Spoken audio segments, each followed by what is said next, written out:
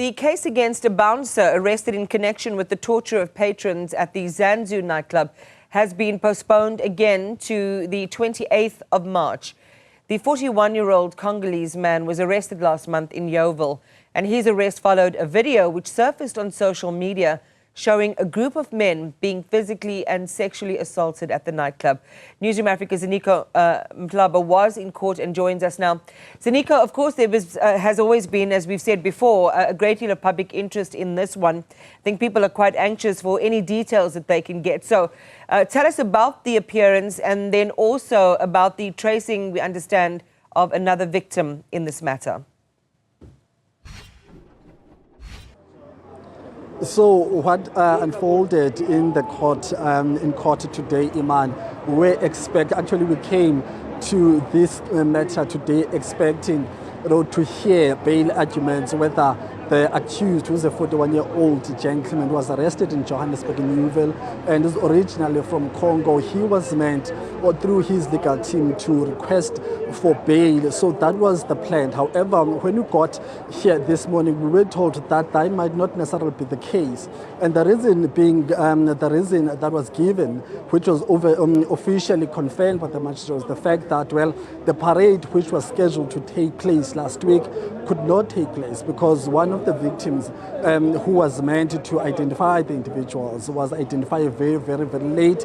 But also, it was also announced through the prosecuting team that there is an individual who has come out, who has been traced, and that individual will also need then to participate in that parade system or program of the NPA. So due to those two reasons, the bail application could not be heard today.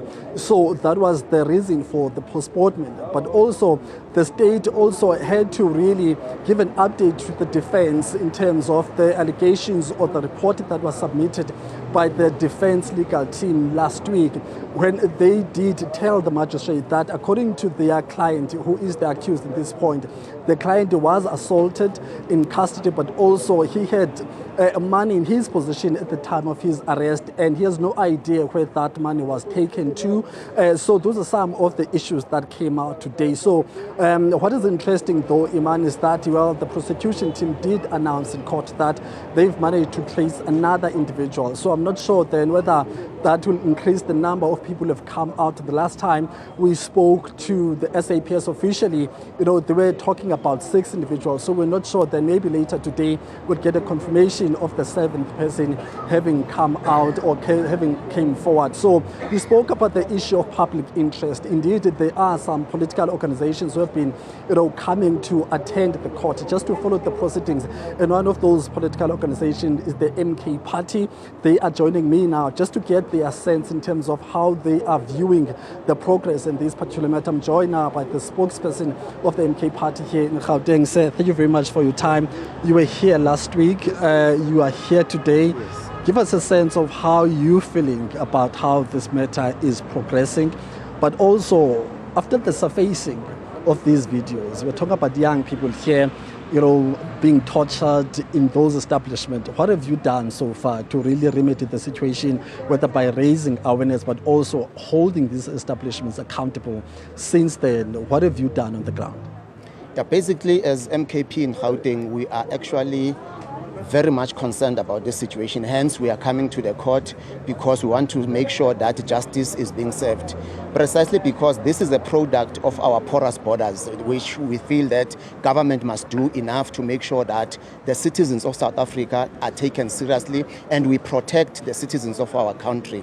Particularly because these foreign nationals, they own most of these establishments in the country. And we actually have the allegations to the point that not only this incident happened, there are many of them. It's not an isolated incident, but there are many of them, to a point that the allegations have made that in some of them, they even have people that have been killed, And we actually encourage the media to further investigate this matter and the police to deeper into it to make sure that they investigate it widely, so that we don't have the repeat of such incidents. And by the way, as MKP, we are going to make sure that we raise it also in the House, because we are here also as MPLs in the Gauteng legislature.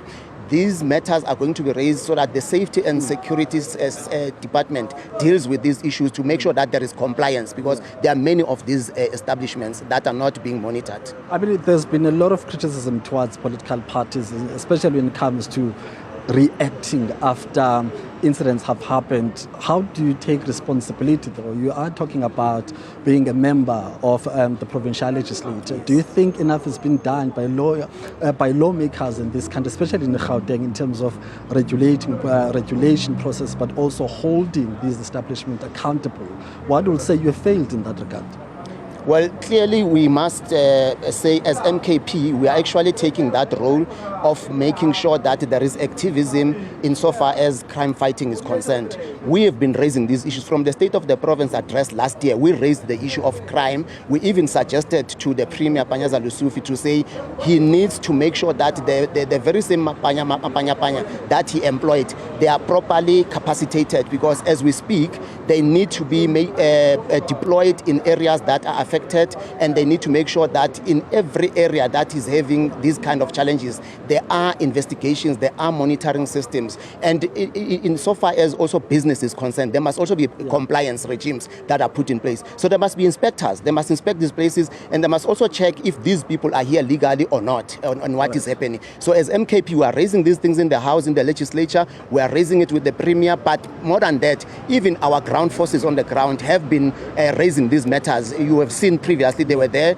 at Zanzou to demonstrate there and also to make sure that justice is being served. All right, very lastly, say in terms of the victims themselves, have you tried maybe to reach out to them? Because at the end of the day, these are young people who need help, but also these are young people who are wanted by the state to come forward. Have you made any inroads in that regard? We do reach out through our structures on the ground, because remember we are having a national footprint, we're having a provincial footprint. So here in Tshwane, the leadership and the activists in Tshwane have reached out to some of the victims, but we're also encouraging them to come, more of them, because it's not the only one. The seventh one that came out today, whom they say there must be an ID parade. Yeah. We are actually saying there are more of them who must come out to show that this problem is actually not isolated but widespread. Thank you very much, sir, for your time. Thank you. Thank you, sir. Thank you very much, sir. Iman, that's the MK part. They are saying that, well, they are calling on the lawmakers in the province to ensure that they tighten their grip when it comes to ensuring that there is compliance when it comes to such businesses operating in Gauteng. But as far as the court processes are concerned, well, we'll hear what the South African Police Service will be saying as far as this seventh person who has surfaced, but also the accused will be back here in court on the 28th of March 2025. Nico Mhlaba, thank you very much. An update there on the Zanzou abuse case.